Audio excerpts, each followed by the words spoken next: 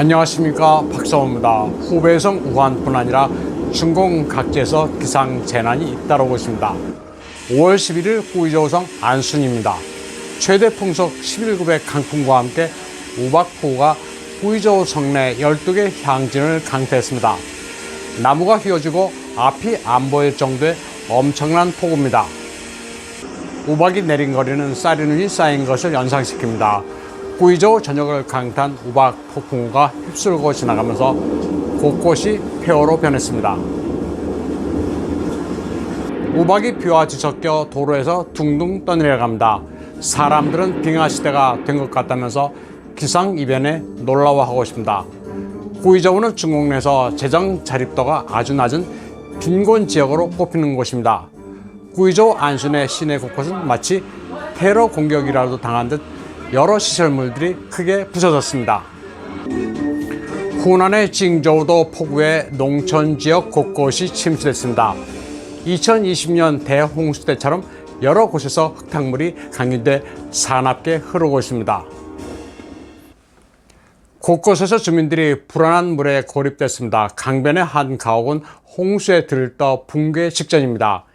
이 집에 살던 주민은 새벽 3시에 가옥이 심하게 뒤틀리는 소리가 나자 대피했습니다. 징저우의 농촌에서는 막 심은 작물들이 모두 홍수에 떠내려갔습니다. 모내기를 한 논도 모두 엉망이 됐습니다. 고속철 고가도로 건설 현장도 물에 잠겼습니다. 교각이 떠내려가 위험에 처하자 굴삭기를 동원해 물길을 내고 있습니다. 2020년 대홍수의 악몽이 그대로 반복되고 있습니다. 러산 대부리는 스촨성 러산의 교외 지역입니다. 강한 비바람에 산천 초목이 온통 몽롱하게만 보입니다. 러산 도심도 강하게 쏟아붓는 폭우에 도로가 강으로 변했습니다. 도로를 주행하는 차량들이 풍랑이 몰아치는 거센 바다에서 배가 다니는 것을 연상케 합니다. 허난성 신양입니다. 주택가가 산비탈에서 내려오는 폭우로 강으로 변했습니다. 시커먼 물이 요란한 소리를 내며 흘러갑니다. 도심에서는 우박도 쏟아졌습니다. 우박이 콩 볶는 소리를 내며 길바닥을 온통 하얗게 만들었습니다. 후난 화이화입니다. 엄청난 흙탕물이 강을 범람해 2020년의 대홍수와 차이가 없습니다. 장강과 황하를 끼고 있는 중공 전역에서 때이른 홍수가 벌써 시작됐습니다. 그러면 다음 소식입니다. 요 며칠 새 중공은 중고등학교에서 발생한 한 학생의 의문사로 민심이 들끓고 있습니다. 스촨성 청두의 49 중학교 앞입니다. 수많은 군중들이 몰려들어 모바일폰을 꺼내 현장을 촬영하면서 쩐샹이란 구호를 외치고 있습니다. 의문사에 대한 진실을 알고 싶다면서 몰려든 학부모와 시민들입니다. 학교 교문 앞에 봉쇄선을 친 경찰이 군중들을 강제로 해산시키고 있습니다. 현장에서 닥치는 대로 10여 명을 체포했습니다. 대낮에도 마찬가지입니다. 학부모들이 몰려들어 교육 현장에서 발생한 학생의 의문사를 규명하라고 요구하고 있습니다. 사건의 전말은 이렇습니다. 중공에서 모친절이었던 5월 9일 저녁 스촨성 청두 49 중학교에서 린 웨이치라는 16살 난 고등 2학년 학생이 학교 건물에서 떨어져 숨진 것으로 보도됐습니다. 그러나 단순히 건물에서 추락한 단순 사건으로 보기에는 너무나도 의문점이 많고 학교 측이나 경찰 측이 진상을 은폐하고 있다는 정황이 많습니다. 학부모들은 분노했습니다. 그리고 숨진 학생의 모친은 매일같이 교문 앞에서 1인 시위를 벌이다 결국 체포돼 어디론가 끌려갔습니다. 청두시 당국은 이와 관련해 통지문을 발표했습니다. 학교가 위치한 청두시 청화구의 선전부, 정법위, 공안국, 교육국이 연합으로 조사한 결과라고 했습니다. 통지문은 5월 9일 저녁 6시 40분쯤 발생한 불행한 추락사고로 사망한 학생과 그의 가족에 대해 심심한 위로를 전한다면서도 개인사로 규정하고 형사사건으로는 보지 않는다고 밝혔습니다.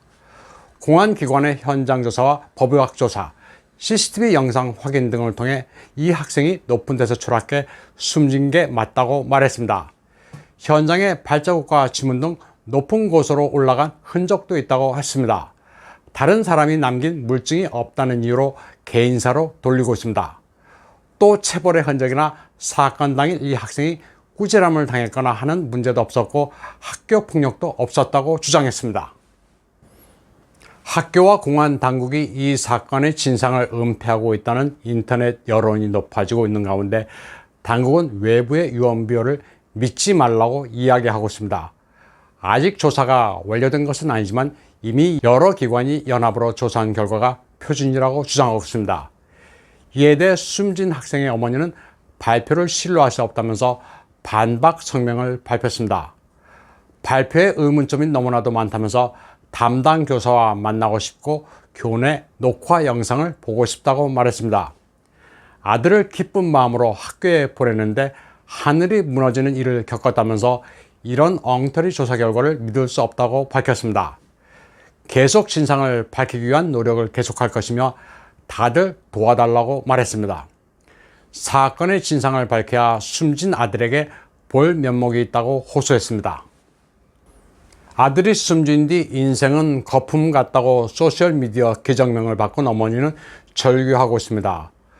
어머니가 밝히고 있는 사건 당일의 정황을 접하고 다들 기가 막혀하고 있습니다. 5월 9일 당일 오후 5시 40분에 아들이 학교에 등교했는데 저녁 9시쯤에 아들이 사망했다는 청천벽력 같은 소식을 통보받았다고 했습니다. 학교 측은 건물 추락사라고만 일방적으로 알려왔다고 말했습니다. 그런데 학교 측은 자신을 비롯한 학부모들을 교문에서 막았고 CCTV 영상도 보여주기를 거부했다고 말했습니다.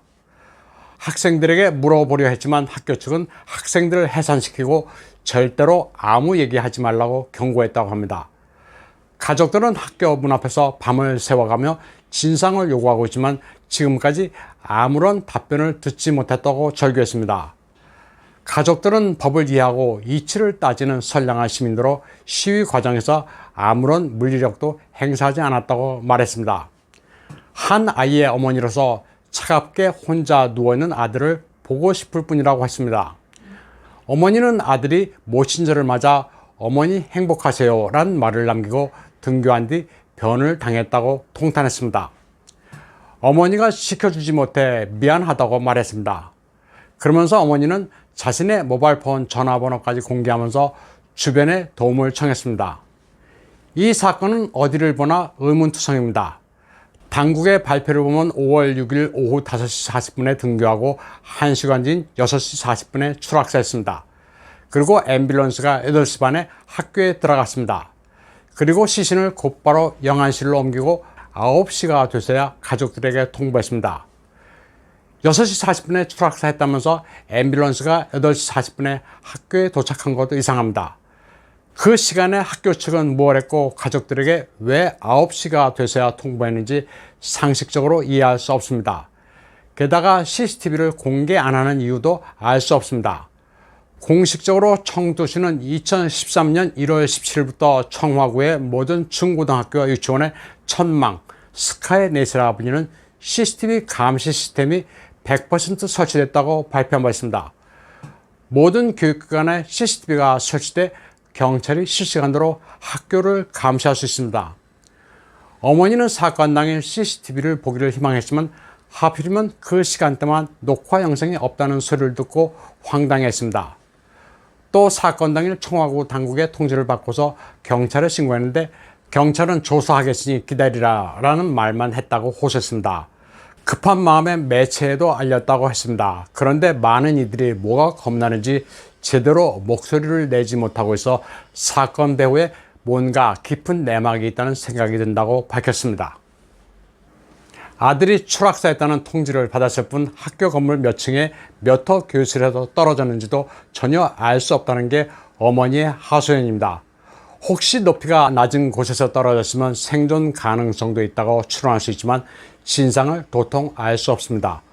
또 경찰 측은 앰뷸런스가 8시 30분에 학교에 도착했다고 발표했지만 어떤 학생들은 앰뷸런스가 7시에 도착했다고 웨이보에서 밝히고 있습니다. 또 한 네티즌은 49 중학교와 청두 북구 의원은 차로 4분 거리라면서 왜 그렇게 구급조치가 늦었는지 의문을 제기했습니다. 앰뷸런스가 출동했으면 그 시간도 기록이 있을 텐데 이조차도 공개하지 않고 있습니다. 사건 당일 학교 측과 경찰은 학교에 몰려든 학부모를 막고 교문을 봉쇄했습니다. 그런데 숨진 학생 그부의 부모는 돕기에 선뜻 나서지 못하는 사정을 인터넷에 올렸습니다. 학교의 진상을 요구했다가는 아들이 대입시험 가오카오에 응시할 수도 없게 되고 학교에서 제적될 가능성도 있다고 말했습니다. 그러면서 자기 자녀가 똑같은 상황을 당해도 주변에서 아무도 돕지 않을 수 있다는 끔찍한 현실을 두려워했습니다. 그러면서 이 의문서와 관련된 중대 정황을 알렸습니다. 이 학교의 교무주임 왈리샤라는 교사의 아들이 출국 유학을 준비 중이라고 했습니다. 그런데 결정적으로 이 학교에 배당된 유학 인원은 한 명인데 숨진 학생이 유학 대상이었다고 말했습니다. 진상이 아직 밝혀지지는 않았지만 이 교무주임이 자기 자식을 유학 보내기 위해 린 웨이치라는 학생을 추락사시킨 게 아닌가 하는 의혹이 짙습니다. 익명의 제보자는 이런 상황을 학교 측도 너무 잘 알고 있었을 거라고 전했습니다. 또 사건 당일 학교 측이 농약 살포라는 구실을 들어 교사들의 창문을 모두 가린 정황도 나타났습니다. 숨진 학생이 사고를 당한 뒤 시신 처리 현장을 보지 못하게 가리기 위해서였습니다. 익명의 제보자는 교무주임이 청두시에 상당한 뒷배가 있을지도 모른다고 말했습니다. 학생들과 학부모가 제대로 진상규명에 목소리를 내지 못하는 데는 인터넷 경찰이 소셜미디어 포스팅을 일일이 찾아내 누가 진실을 말했는지 색출할 수 있기 때문이라는 겁니다. 모친절에 아들의 사망 소식을 들은 어머니가 원하는 것은 진실입니다.